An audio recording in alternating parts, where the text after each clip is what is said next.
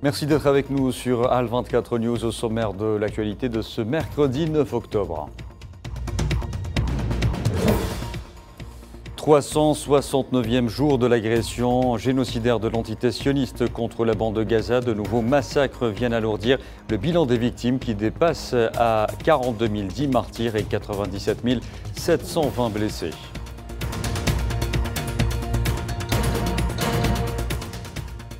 Au Liban, l'entité sioniste fait de nouvelles victimes. Au moins 36 Libanais sont tombés en martyrs et 150 ont été blessés dans de nouveaux raids au sud.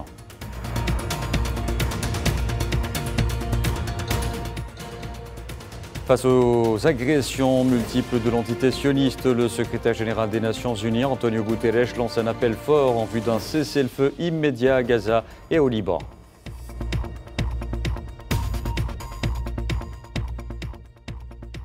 De nombreux pétitionnaires venus de différentes régions du monde plaident pour le droit légitime du peuple sahraoui à l'autodétermination lors du débat général de la 4e commission de l'ONU en charge des questions politiques spéciales et de la décolonisation.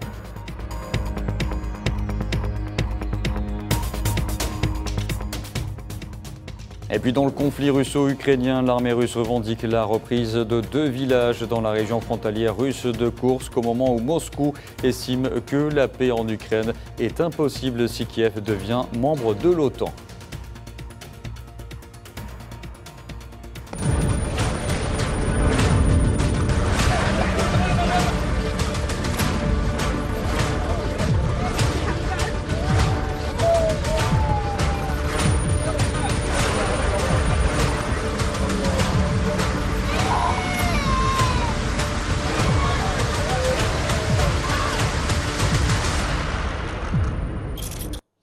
Bonsoir à tous. L'entité sioniste poursuit son génocide contre les Palestiniens dans la bande de Gaza pour le 369e jour consécutif en menant de nouveaux raids, notamment sur une école abritant des personnes déplacées à Jabalia.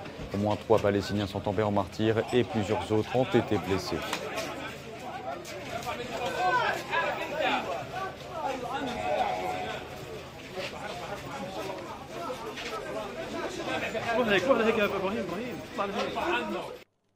Et devant l'hôpital des martyrs d'Al-Aqsa, de Deir el-Balah, des Gazaouis priaient et faisaient leurs adieux ce mercredi à leurs proches tombés en martyrs lors de frappes sionistes sur les camps de Nusayrat et d'El Bureij, des massacres dans lesquels pas moins de 27 Palestiniens sont tombés en martyrs et des dizaines d'autres ont été blessés.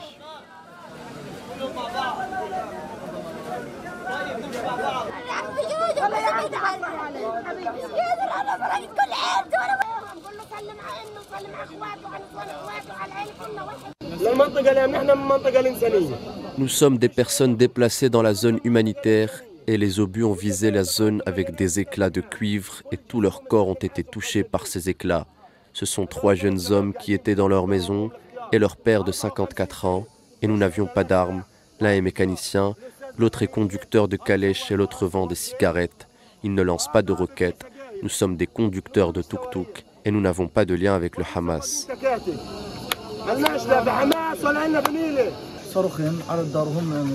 La maison a été touchée par 2 missiles. Ils dormaient dans une zone où aucun ordre d'évacuation n'avait été émis. Ils ont été pris pour cible alors qu'ils dormaient. L'enfant avait 11 mois et était né pendant la guerre. Il est tombé en martyr pendant la guerre. L'enfant s'appelle Houssam Al-Khalidi. Lui, son père et son oncle sont tombés en martyr à Al Bureij. Et le bilan des victimes de l'agression génocidaire de l'entité sioniste contre la bande de Gaza s'est encore alourdi pour passer à 42 010 martyrs et 97 720 blessés, en majorité des femmes et des enfants.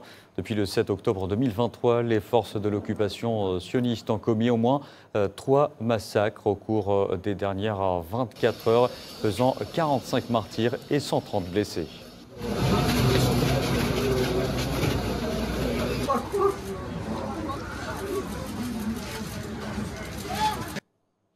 Les forces de l'occupation sioniste qui diffusent de plus en plus des ordres d'évacuation concernant une zone en arc de cercle tout au nord de l'enclave palestinienne, incluant des parties de la ville de Gaza, les localités de Beit Hanoun et de Beit Lahia, des zones bombardées sans cesse depuis ce matin. Des cadavres et des blessés arrivent sans discontinuer à l'hôpital Kamal Adwan de la ville de Gaza, notamment des bébés prématurés.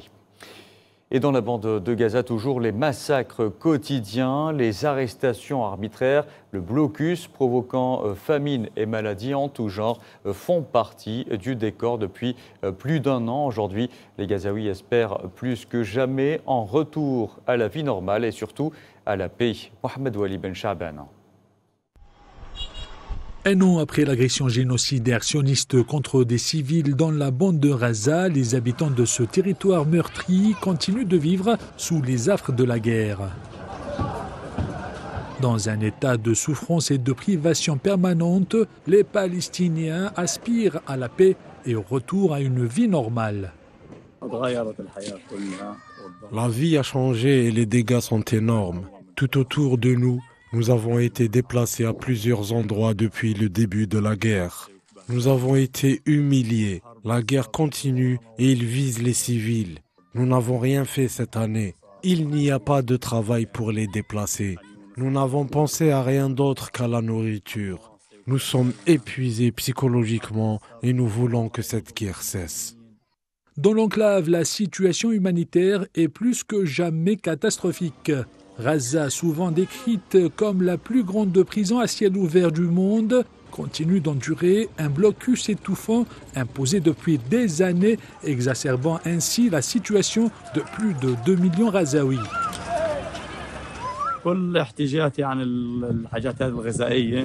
Nous ne pouvons pas obtenir toute la nourriture dont nous avons besoin. Il n'y a pas de médicaments pour les hôpitaux. Il n'y a pas de soutien pour les médecins dans les hôpitaux. Quand il y a eu des blessés, certains ont continué à saigner, d'autres sont morts et d'autres ont survécu. Il n'y a pas de médicaments. Tout a été arrêté dans la bande de Gaza. Avant la guerre, la situation était bonne. Nous pouvions aller n'importe où, travailler et vivre. Mais maintenant, après la guerre, c'est la destruction totale. Il ne reste rien, ni gros ni petit, même pas un mur ou un arbre. Tout le monde a été brisé. Pas seulement moi et mes enfants, le moral du monde entier a été brisé.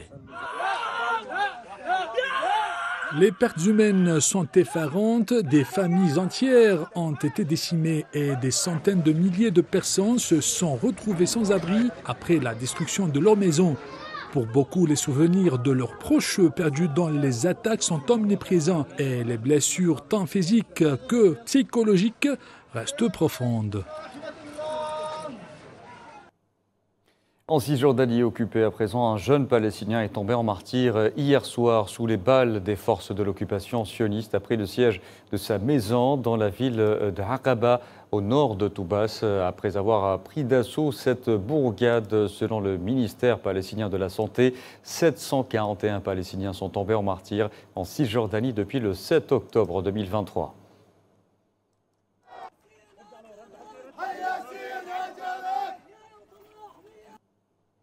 Les forces de l'occupation sioniste qui ont arrêté depuis hier soir au moins 25 Palestiniens en Cisjordanie, dont des enfants et une femme, selon la Commission pour les affaires des prisonniers et le club des prisonniers palestiniens. Les campagnes d'arrestation se sont concentrées dans les provinces d'El Khalil, Al-Ghilia, Jenin, Ramallah, Naplouse, Tulkarem, Toubas et Beit Lahm.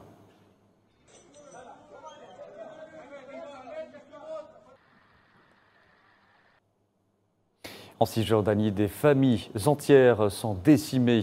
Amina Ghanem, une femme de 66 ans, a vu ses 4 fils se faire tuer un par un dans le camp de Nour Shems à Tulkarem par les forces de l'occupation sioniste.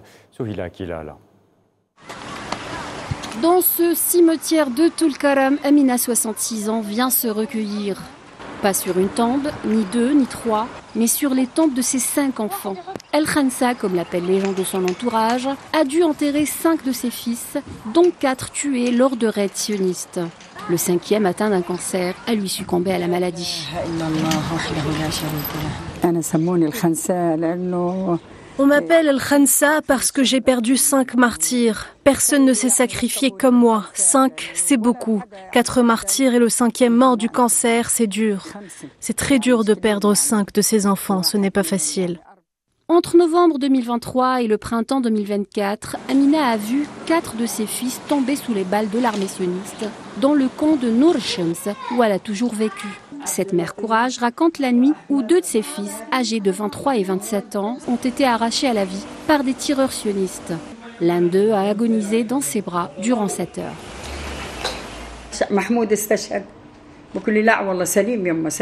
Mon fils Abdullah pleurait, il m'a dit « Maman, Salim a été touché ». Il y avait un sniper devant nous et il l'a touché, il y avait du sang partout.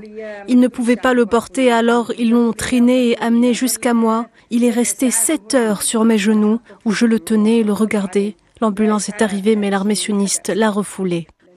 Alors qu'elle pensait enterrer son fils Abdallah, Amina apprend que son autre fils Salim était également tombé en martyr. Mon 2e fils est mort durant cette nuit. Je savais pour Salim, mais je ne savais pas pour Mahmoud. Des gens sont venus présenter leurs condoléances. Ils ont dit que Dieu ait pitié de leurs âmes. Je leur ai répondu, mais j'ai perdu qu'un seul fils, c'est Salim. On m'a répondu que Mahmoud était également tombé en martyr. Le nom Al-Khansa en référence à une poétesse arabe qui a perdu ses 4 fils dans une bataille, sied parfaitement à cette mère de famille, meurtrie dans sa chair. Combien sont nombreuses ces Palestiniennes à avoir payé le prix fort face à la horde sioniste assoiffée de sang. Parallèlement à Gaza, l'armée de Netanyahou continue de semer la mort. Depuis le 7 octobre 2023, plus de 680 Palestiniens sont tombés en martyrs en Cisjordanie occupée.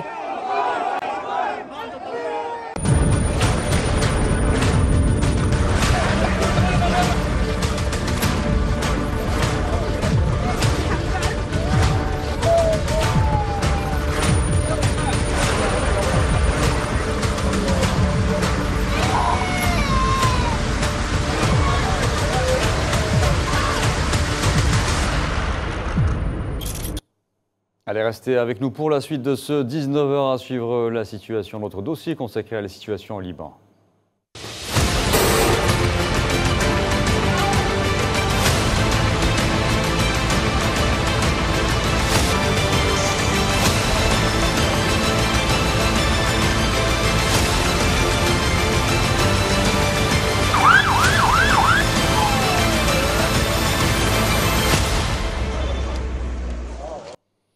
L'entité sioniste continue de bombarder de nombreuses localités du sud du Liban, faisant des dizaines de martyrs, de blessés et détruisant massivement des installations et des infrastructures.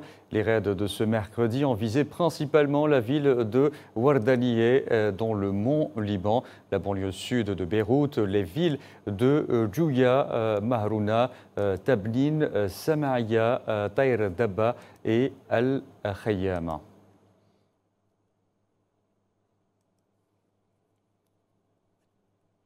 Et de la fumée s'est levée ce matin après de nouvelles frappes de l'aviation sioniste près de la ville de Taïr, dans le sud du Liban. Hier, le Premier ministre de l'entité sioniste avait menacé les Libanais de subir des destructions comme à Gaza.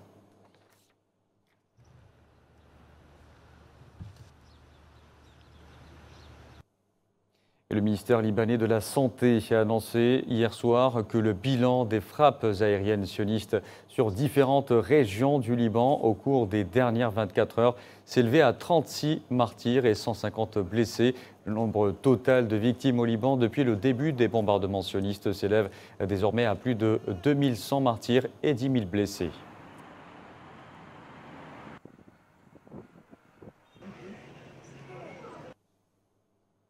Au volet diplomatique et s'agissant du Hezbollah au Liban, la porte-parole du ministère russe des Affaires étrangères, Maria Zakharova, a affirmé ce mercredi que ce mouvement était toujours organisé et n'avait pas perdu sa chaîne de commandement malgré les frappes de l'entité sioniste et qui, selon Moscou, tente d'attiser un conflit généralisé au Moyen-Orient.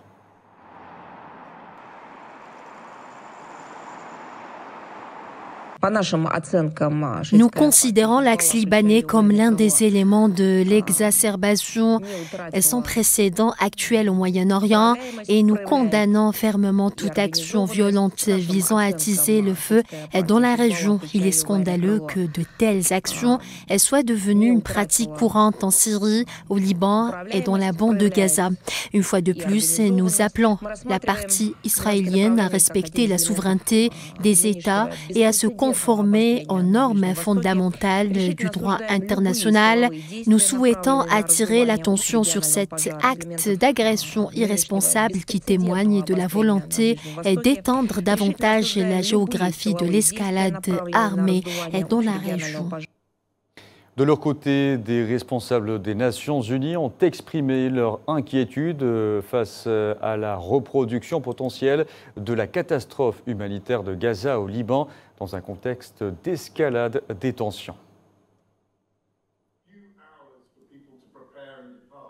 We have upwards of 1.2 million people affected now by this crisis. Nous avons plus de 1,2 million de personnes affectées actuellement par cette crise, des centaines de milliers de personnes déplacées des 7 districts situés sur la ligne de front au sud de ce pays, à la frontière avec Israël et bien sûr des banlieues sud de Beyrouth qui ont vidé beaucoup de ces villes, villages et banlieues et qui ne sont plus que des décombres. Il y a maintenant 973 abris officiels à Beyrouth et dans le nord du pays, avec plus de 200 000 personnes enregistrées qui y vivent. 773 de ces abris sont complètement pleins à craquer.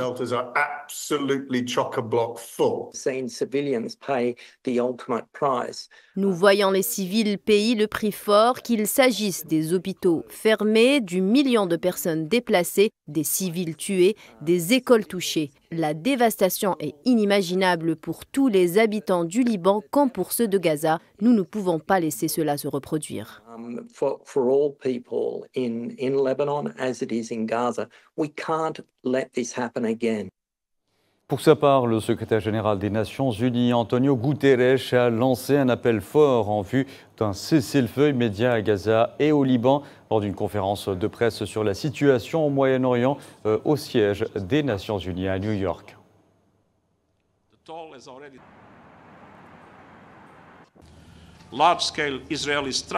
Les frappes israéliennes de grande envergure menées au plus profond du Liban, y compris à Beyrouth, ont tué plus de 2000 personnes au cours de l'année écoulée et 1500 au cours des 2 dernières semaines seulement. Le bilan dépasse déjà celui de la guerre de 2006 au Liban. Nous sommes au bord d'une guerre ouverte au Liban avec des conséquences déjà dévastatrices, mais il est encore temps d'arrêter. La souveraineté et l'intégrité territoriale de tous les pays doivent être respectées. Et pour Antonio Guterres, chaque frappe aérienne, chaque lancement de missiles, chaque tir de roquettes repousse davantage la paix. Le conflit au Moyen-Orient s'aggrave d'heure en heure et nos avertissements sur les conséquences horribles de l'escalade se confirment. Chaque frappe aérienne, chaque lancement de missiles, chaque tir de roquette repousse la paix encore plus loin et aggrave encore les souffrances des millions de civils pris au piège. C'est pourquoi nous ne pouvons pas et ne renoncerons pas à nos appels à un cessez-le-feu immédiat à Gaza et au Liban, à la libération immédiate et inconditionnelle des otages, à une aide vitale immédiate à tous ceux qui en ont désespérément besoin. C'est pourquoi nous ne pouvons pas et ne renoncerons pas à nos appels à une action irréversible en faveur d'une solution à 2 États entre Israël et la Palestine.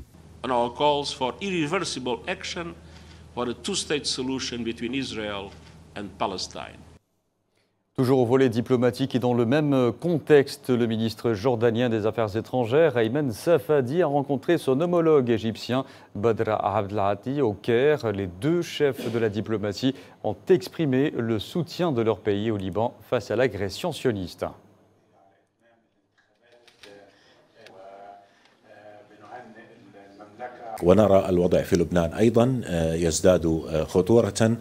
La situation au Liban devient également de plus en plus dangereuse en raison de la poursuite de l'agression israélienne contre le Liban et du refus d'Israël d'accéder à la demande de ses alliés, les États-Unis et la France, d'accepter un cessez-le-feu de 21 jours, au cours duquel la mise en œuvre de la résolution 1701 serait achevée, ce qui permettrait d'avancer vers un apaisement global.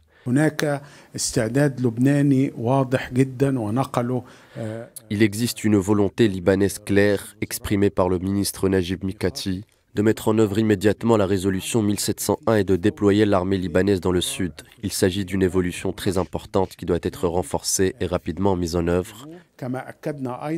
Nous avons également souligné qu'il était extrêmement important de respecter la déclaration de la FINUL, la force de maintien de la paix des Nations Unies, et de ne pas interférer avec elle. Le Liban, où l'activité commerciale à Saïda notamment a connu une chute libre en raison de l'escalade des tensions. Les répercussions sont énormes sur l'économie du pays. Les tensions ont connu, ou plutôt les marchés ont connu une baisse de près de 60% de l'activité commerciale entre août 2023 et août 2024. Abel Amazian Zitouni. La banlieue de Saïda, un quartier autrefois densément peuplé et prospère, a été vidée de ses habitants par les avertissements sionistes d'évacuation. De nombreux Libanais établissent un parallèle entre ces avertissements et ceux observés à Gaza l'année dernière, ce qui fait craindre que Saïda ne soit confrontée à la même ampleur de destruction et de déclin économique.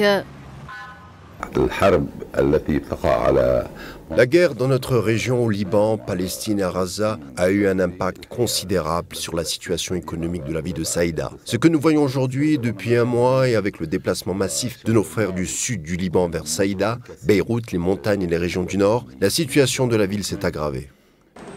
L'activité commerciale à Saïda, qui connaît une forte baisse et la décadence, risque de s'intensifier en ce contexte d'escalade des hostilités. Dans l'ensemble, la situation économique est très mauvaise et nous assisterons à des effondrements encore plus importants, car pour l'instant, il n'y a aucun espoir que la situation s'améliore ou que l'agression israélienne brutale cesse. La vérité est que nous souffrons de cette situation et de cette contraction, et aujourd'hui les gens ont du mal à assurer le strict minimum pour leurs moyens de subsistance. La baisse est accentuée si l'on compare entre juillet 2024 et juillet 2023. Nous constatons une baisse d'environ 35 à 40% de l'activité commerciale, mais si l'on regarde le mois d'août, il y a eu une baisse de 60% entre août 2023 et août 2024. Les marchés sont faibles, ce n'est plus comme avant. Que Dieu aide les gens, la situation est mauvaise, surtout avec les déplacés, les familles qui arrivent ici. C'est très mauvais. Il suffit de regarder le marché, qu'il s'agisse de produits d'épicerie ou de tout autre article. Tout est en déclin. Que Dieu aide les gens et qu'il protège ce pays, je l'espère. L'agression sur le Liban s'est intensifiée de façon spectaculaire ces dernières semaines, alors que l'entité sioniste a procédé à une série d'assassinats de hauts dirigeants du Hezbollah et lancé des opérations terrestres dans le sud du Liban, faisant plus de 2000 morts et 1,2 million de personnes déplacées à travers le pays. Et pendant que certains commerçants baissent les rideaux, d'autres font des profits, à l'exemple du salon de coiffure tenu par Michel Tabet au centre de Beyrouth. Les clients continuent d'affluer car pour les Beyrouthins, pas question de se négliger, même en temps de guerre. Naliman Zekar. Vous avez en face de vous le meilleur barbier de Beyrouth comme il se présente. Plongé depuis toujours dans la guerre, Michel Tabet se souvient avec nostalgie de ses débuts dans les années 70, lorsqu'il a enfilé pour la première fois son tablier et qu'il a commencé à travailler avec son père dans ce même salon du centre de la capitale. Pendant la guerre qui a frappé le pays en 1975, Michel Tabet n'a pas hésité à troquer ses lames de rasoir contre un fusil pour servir son pays, sans pour autant fermer son salon, car pour ce barbier de 64 ans, l'un n'empêche pas l'autre. Tout le monde a combattu pendant la guerre. Nous avons tous donné notre part dans la guerre et une fois celle-ci terminée, nous retournions à notre travail dans le salon. C'est normal. Nous avons tous fait la même chose, tous les Libanais, pas seulement moi. Après, lorsque la guerre s'est calmée et que la construction du pays a commencé, chacun était libre de retourner à son travail. Fidèle à son poste, aucune crise ni conflit n'a poussé Michel Tabet à baisser rideau. Bien au contraire, la seule raison qui l'empêcherait d'exercer son travail selon lui serait sa santé physique. Sinon, il reste catégorique, qu'il pleuve, qu'il vente ou qu'il neige, Le salon Al-Bahmadouni continuera à accueillir ses clients. Nous avons réussi à travailler et à faire notre travail et bâtir nos entreprises. Et nous continuerons à le faire. Et nous ne partirons pas. Je ne peux pas partir et fermer l'entreprise seulement et seulement si je ne peux plus travailler. Près de 50 ans après, les avions de l'occupation sioniste continuent leur raid d'agression sur le pays. Alors que 80% des commerces de la capitale ont fermé, Michel, lui, n'abandonne pas ses clients. Ces derniers, très satisfaits des services de leur barbier.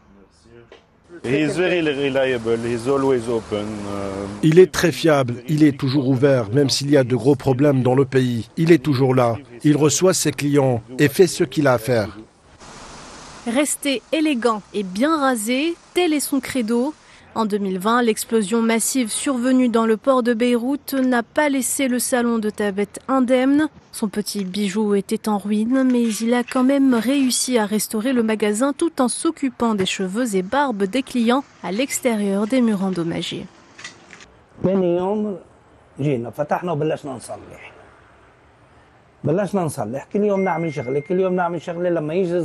Le lendemain de l'explosion de Beyrouth en 2020, nous sommes venus ouvrir et avons commencé à réparer le salon. Nous avons commencé à réparer chaque jour quelque chose de nouveau. Et lorsqu'un client arrivait, nous le laissions s'asseoir à l'extérieur et lui faisions une coupe de cheveux. Le salon de Michel Thabet constitue dans le contexte difficile qu'est en train de vivre le Liban une preuve de la résistance des Libanais qui refusent de se soumettre aux agressions de l'entité sioniste et qui veulent continuer de faire vivre leur pays.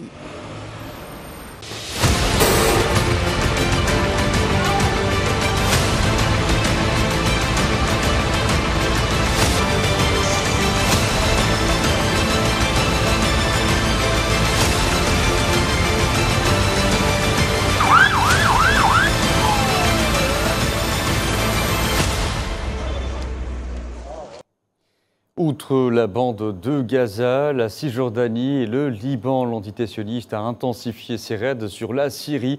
Ce mercredi, un policier est tombé en martyr et un autre a été blessé dans un bombardement sioniste survenu sur le Golan syrien occupé, et ce au lendemain d'une autre frappe ayant fait au moins 7 martyrs et 11 blessés sur le quartier résidentiel de Mazah à l'ouest de Damas. Le point de la situation avec Safwan Bessabri.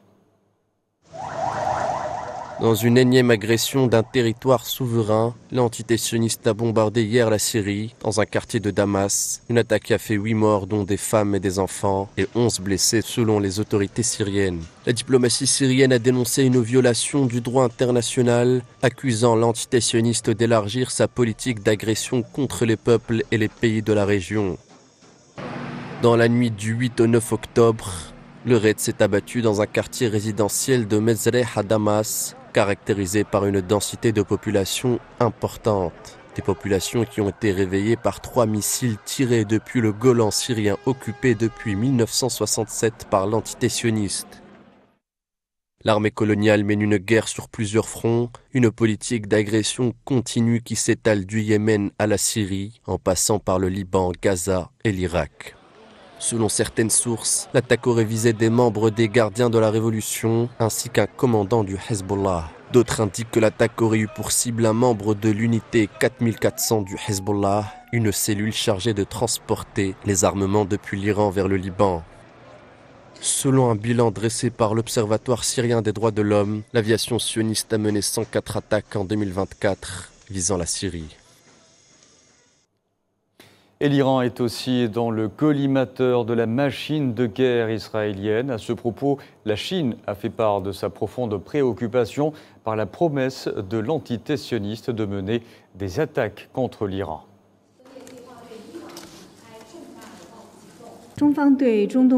La Chine est profondément préoccupée par les troubles au Moyen-Orient et s'oppose à toute action qui alimente les antagonismes et étend les conflits. Nous appelons toutes les parties à maintenir la paix et la stabilité régionale et à gérer la situation actuelle de manière calme, rationnelle et responsable. La communauté internationale, en particulier les grands pays influents, doivent jouer un rôle constructif pour empêcher de nouveaux troubles. Et restez avec nous à suivre l'actualité africaine.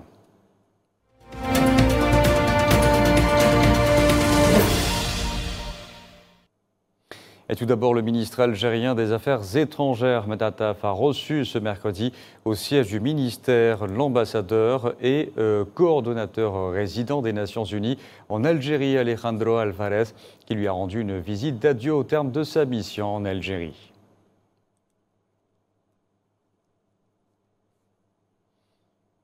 Par ailleurs, le ministre algérien des Affaires étrangères, Medataf, a également reçu ce mercredi l'ambassadeur du Royaume de Bahreïn en Algérie, Ali Jassim El Aradi.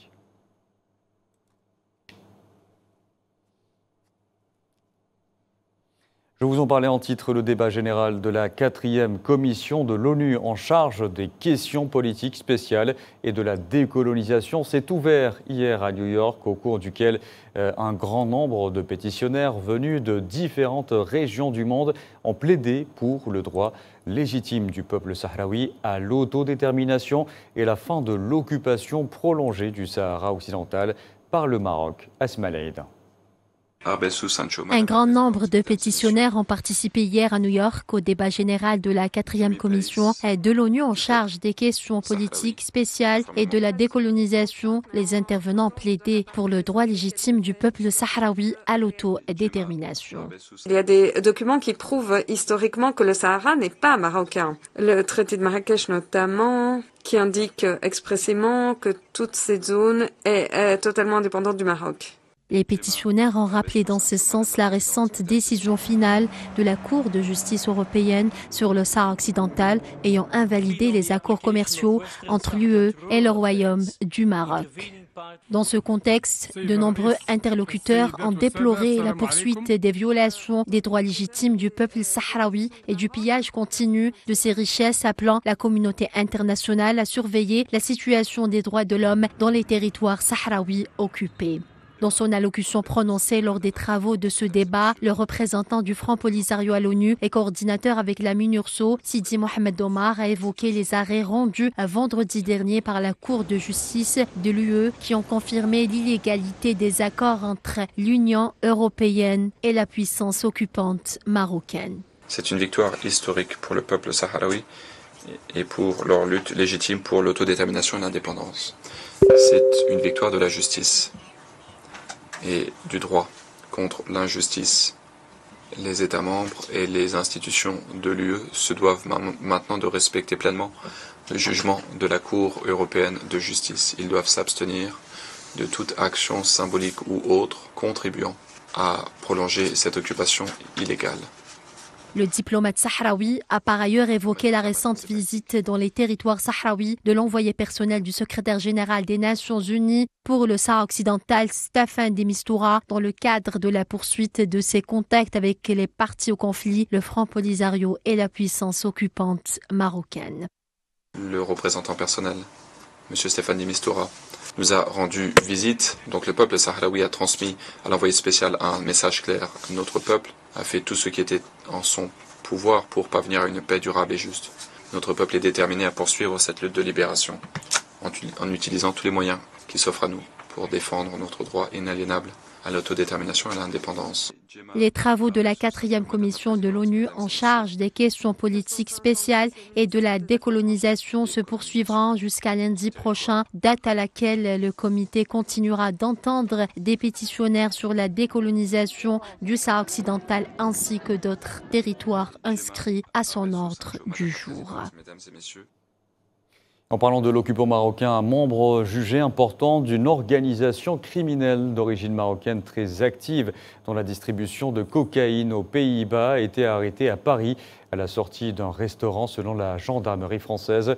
L'homme de nationalité marocaine âgé d'une trentaine d'années était sous le coup d'un mandat d'arrêt européen délivré par les Pays-Bas, considéré par les enquêteurs comme un membre important de la macro-mafia, organisation criminelle marocaine très active dans la distribution de cocaïne aux Pays-Bas. Il est recherché notamment pour trafic de stupéfiants et production de drogue de synthèse.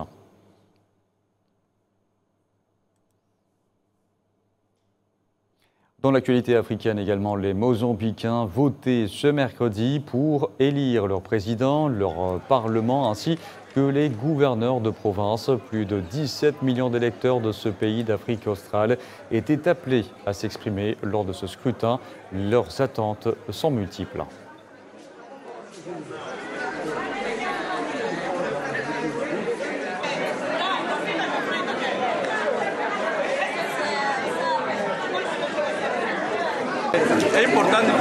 Pour moi, il est important de voter. Pourquoi? Parce que mon vote peut faire la différence. Pour que demain, on ne se plaigne plus. Aujourd'hui, c'est important parce que c'est mon droit civique en tant que Mozambicain de voter pour le parti et le candidat que je pense être le plus apte à changer ce Mozambique qui est très turbulent depuis très longtemps. Le vote est un droit civique et mon vote contribuera à changer les choses dans ce pays.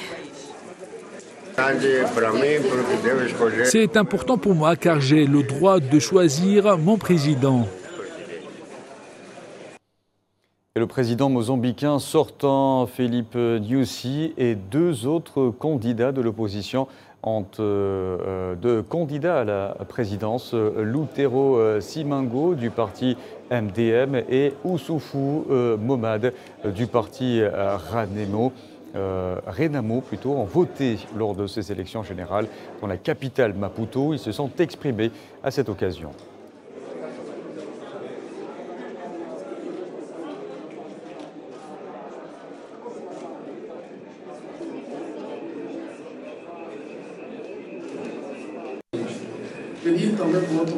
Je demande qu'aucun citoyen ne provoque des troubles ou ne menace les autres, que tout se passe dans le calme et la tranquillité, que nous évitions d'annoncer les résultats prématurément, que nous restions tous concentrés et que nous n'interrompions pas le processus.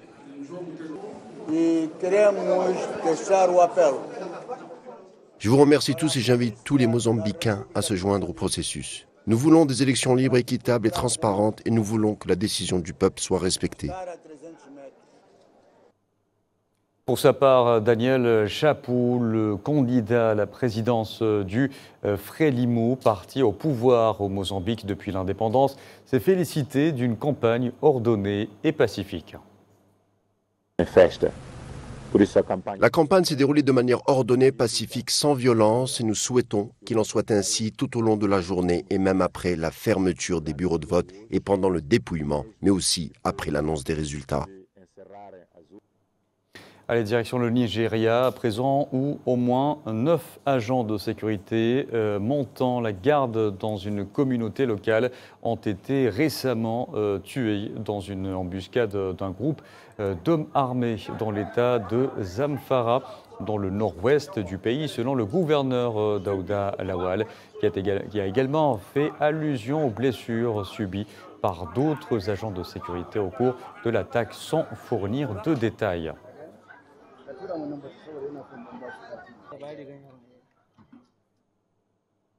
Par ailleurs, 2 soldats camerounais ont été tués et 3 autres blessés hier suite à l'explosion d'une mine antipersonnel à Kerawa dans la région de l'extrême nord. L'incident s'est produit lorsqu'un véhicule de la force multinationale mixte FMM a sauté sur une mine terrestre au cours d'une patrouille de routine dans le département du Mayo-Sava, près de la frontière avec le Nigeria.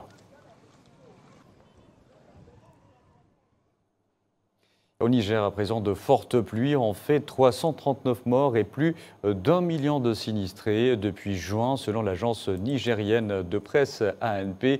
Ces intempéries ont touché tout le pays, dont Niamey, la capitale. L'agence a également rapporté d'importantes pertes de matériel, de bétail et de vivres.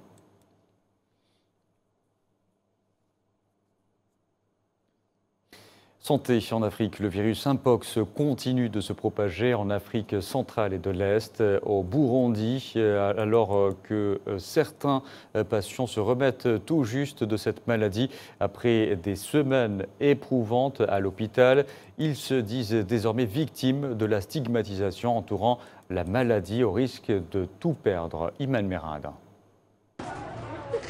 Des milliers de cas de monkeypox ont été signalés dans le monde depuis le début de l'année en cours, avec des épidémies importantes qui ont frappé l'Afrique, mais aussi l'Asie.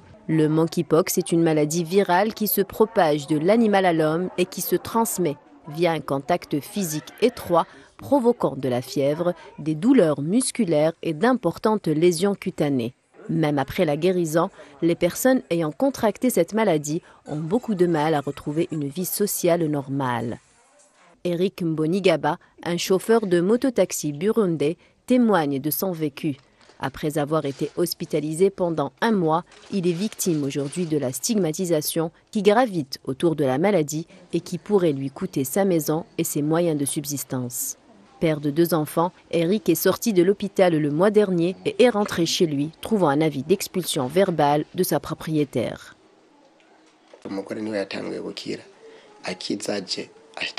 Cette situation est rapportée presque partout, même sur le parking. J'ai été boudé par mes amis motards. Ils ont pris la fuite à mon arrivée et ne m'ont pas salué. Ils m'ont même demandé de ne pas les saluer malgré mes explications selon lesquelles je suis guéri. Petit à petit, ils ont fini par comprendre que je suis guéri.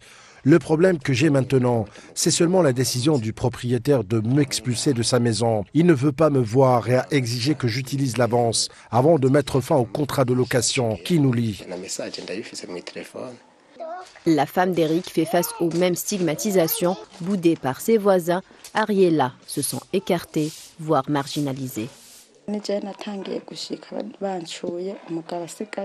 Je suis rentrée de l'hôpital en premier. Quand je suis arrivée à la maison, je n'ai pas été bien accueillie par les voisins. Mon mari est également revenu et a trouvé la situation comme ça. Je ne connais pas les raisons de ce comportement. Ce qui est sûr, c'est que les relations ne sont plus aussi bonnes qu'avant. Je ne sais pas si c'est à cause de cette maladie, je ne sais vraiment pas, mais les relations ne sont plus les mêmes.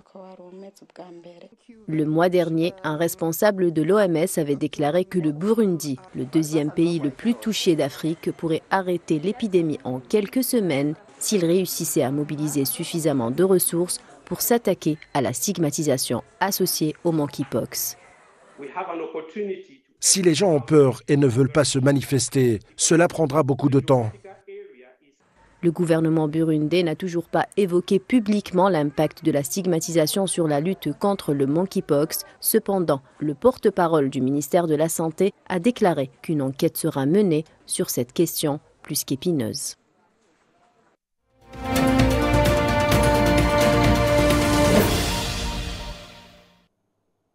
Dans le conflit russo-ukrainien, je vous le disais en titre, l'armée russe a revendiqué ce mercredi la reprise de 2 villages dans la région frontalière russe de Koursk, où les forces de Kiev se sont engouffrées début août, occupant des centaines de kilomètres carrés et des dizaines de localités.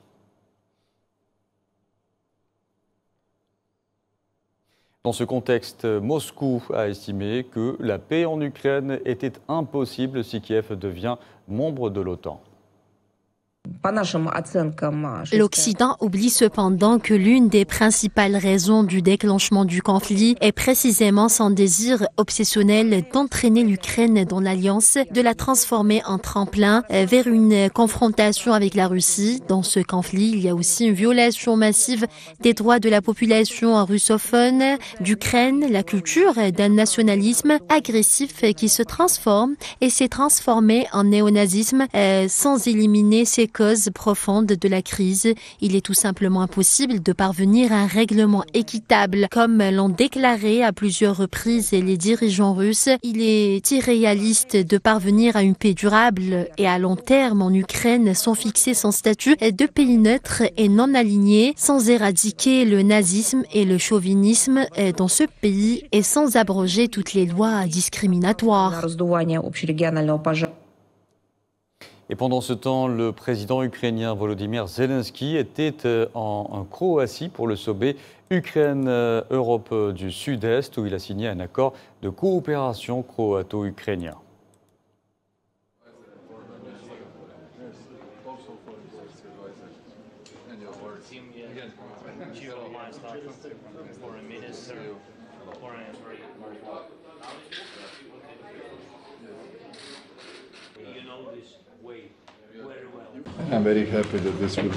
Je suis très heureux que ce soit l'occasion de discussions bilatérales substantielles, mais aussi d'un sommet, le 3e sommet de l'Europe, du Sud-Est et de l'Ukraine. Je pense que nos collègues ont tout préparé en ce qui concerne la déclaration et l'accord. Il est riche en contenu et j'aimerais en savoir plus, comme nous tous, sur la situation actuelle en Ukraine, sur vos impressions après la visite aux États-Unis et à l'ONU et sur le plan de paix. Et toujours au sujet du conflit en Ukraine, le Premier ministre hongrois Viktor Orban a affirmé que ce pays ne pouvait pas gagner contre la Russie sur le champ de bataille, ajoutant que le dialogue et un cessez-le-feu étaient nécessaires pour sauver des vies.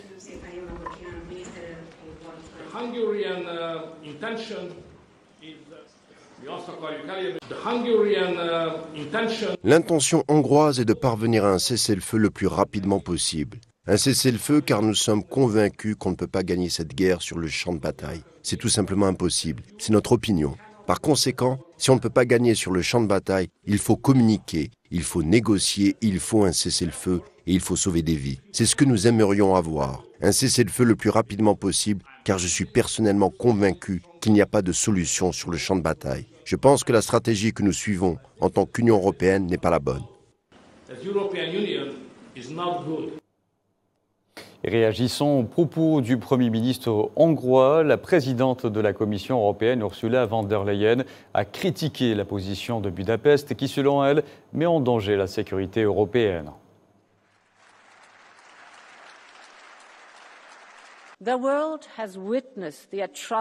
Comment est-il possible que le gouvernement hongrois invite des citoyens russes à rejoindre notre Union sans contrôle de sécurité supplémentaire ? Cela fait du nouveau système de visa hongrois un risque pour la sécurité, non seulement de la Hongrie, mais de tous les États membres. Et comment est-il possible que le gouvernement hongrois autorise la police chinoise à opérer sur son territoire ? Ce n'est pas défendre la souveraineté de l'Europe, c'est une porte dérobée pour l'ingérence étrangère. Dans l'actualité aussi, le Premier ministre britannique Keir Starmer a affirmé ce mercredi que les îles Falkland resteraient britanniques. Et après que le Royaume-Uni a cédé la souveraineté de ces îles, plutôt des îles Chagos à l'île Maurice la semaine dernière. Mr. Speaker, tomorrow the government will publish their anticipated changes to employment law. My uncle nearly lost his life. Mon oncle a failli perdre la vie lorsque son navire a été torpillé alors qu'il défendait les Malouines. Ces îles sont britanniques et elles demeureront britanniques. Et la souveraineté de Gibraltar ne peut pas non plus être négociée, bien sûr. Nous ferons tout ce que nous pouvons pour faciliter le commerce entre toutes les entreprises. Ainsi, nous pourrons développer notre économie. J'ai été clair à propos des Malouines, c'est une affaire personnelle pour moi. Allez, parlant intempéries en Europe, la dépression Kirk s'est intensifiée en France ce mercredi, entraînant des pluies intenses de la Vendée aux Ardennes et de forts coups de vent dans le sud-ouest du pays et perturbant aussi le trafic ferroviaire en Nouvelle-Aquitaine.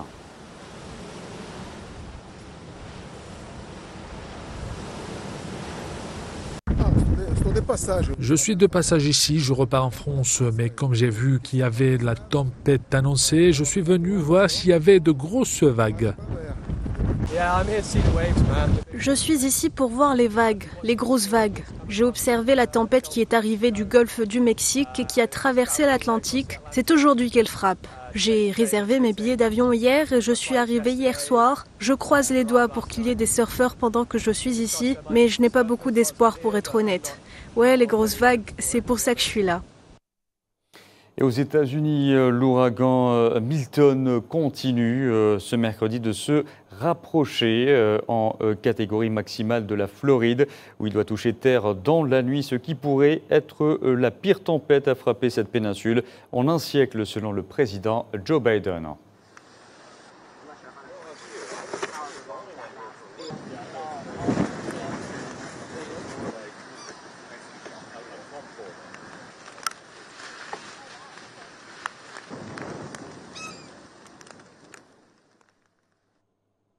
Dans l'actualité également, l'Assemblée nationale du Venezuela a approuvé un accord visant à exhorter le président Nicolás Maduro à rompre ses relations avec l'Espagne en réponse aux membres du Congrès espagnol qui remettent en question sa réélection.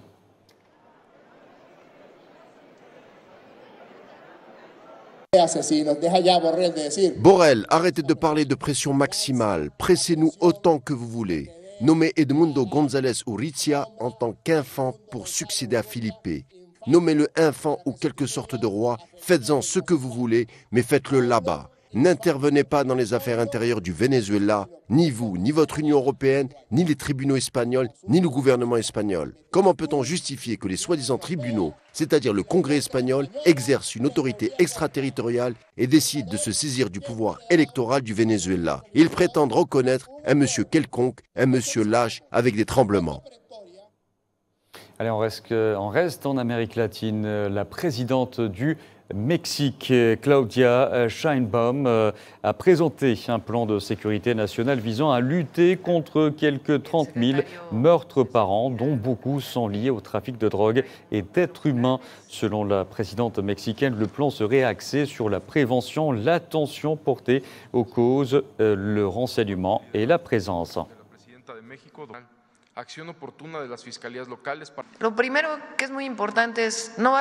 La première chose très importante est que la guerre contre le narcotrafic de Calderón ne reviendra pas. Nous ne cherchons pas à procéder à des exécutions extrajudiciaires comme c'était le cas. Qu'allons-nous utiliser? La prévention, l'attention portée aux causes, l'intelligence et la présence. Certaines familles n'ont pas accès à une police municipale fiable ou à une police d'État pleinement renforcée. C'est là que la garde nationale jouera un rôle important. Et en Équateur, la police travaillait sur la scène de crime où 5 personnes ont été tuées par balle la veille à Durán, dans la banlieue de la ville côtière de Guayaquil, lors d'une nouvelle attaque armée survenue dans le cadre de l'état d'urgence instauré en raison de la montée de la violence des gangs.